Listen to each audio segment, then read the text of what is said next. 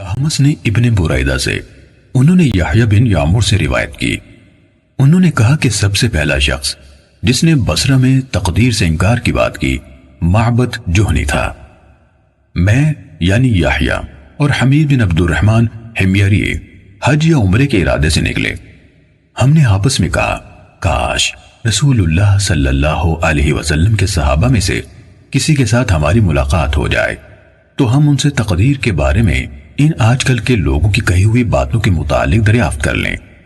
توفیق الہی سے ہمیں حضرت عبداللہ بن عمر بن خطاب رضی اللہ عنہما مسجد میں داخل ہوتے ہوئے مل گئے۔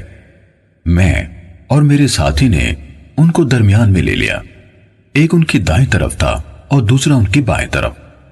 مجھے اندازہ تھا کہ میرا ساتھی گفتگو کا معاملہ میرے سپرد کرے گا، چنانچہ میں نے عرض کی، اے ابو عبد الرحمن، یہ عبداللہ بن عمر رضی اللہ عنہما کی کنیت ہے۔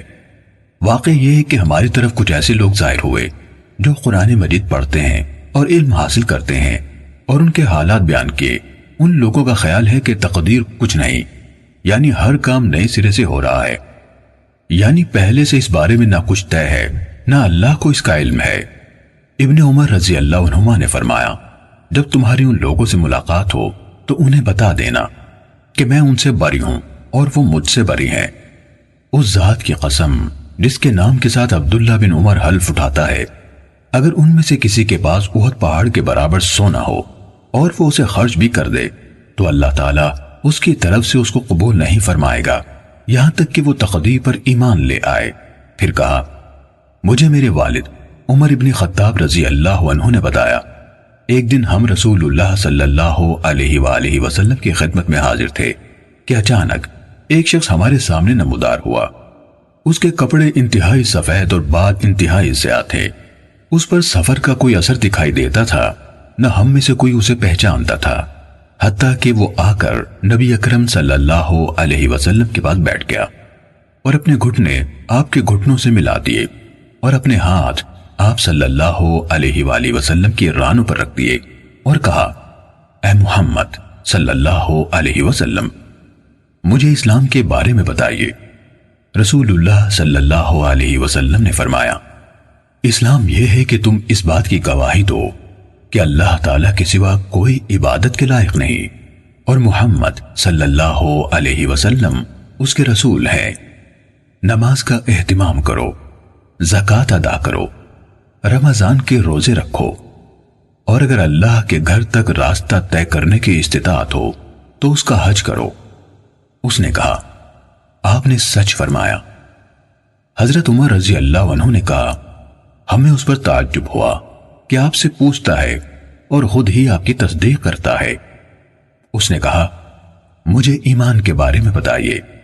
آپ نے فرمایا، یہ کہ تم اللہ تعالیٰ، اس کے فرشتوں، اس کی کتابوں، اس کے رسولوں اور آخری دن یعنی یوم قیامت پر ایمان رکھو اور اچھی اور بری تقدیر پر بھی ایمان لاؤ۔ اس نے کہا، آپ نے درست فرمایا۔ پھر اس نے کہا، مجھے احسان کے بارے میں بتائیے۔ آپ نے فرمایا، یہ کہ تم اللہ تعالیٰ کی عبادت اس طرح کرو گویا تم اسے دیکھ رہے ہو، اور اگر تم اسے نہیں دیکھ رہے تو وہ تمہیں دیکھ رہا ہے۔ اس نے کہا، تو مجھے قیامت کے بارے میں بتائیے۔ آپ نے فرمایا، جس سے اس قیامت کے بارے میں سوال کیا جا رہا ہے وہ پوچھنے والے سے زیادہ نہیں جانتا۔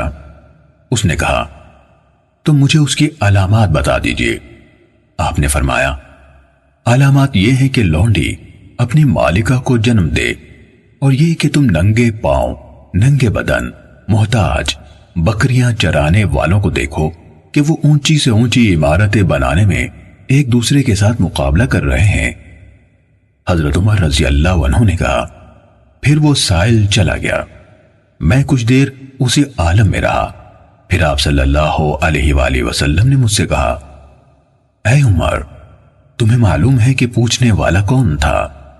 میں نے عرض کی، اللہ اور اس کا رسول زیادہ آگاہ ہے۔